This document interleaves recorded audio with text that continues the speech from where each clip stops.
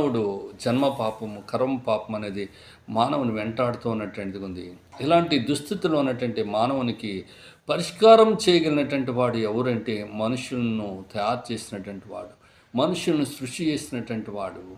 దేవుడు మానవులను తన పోలికగా ఆయన సృష్టి చేస్తున్నాడు.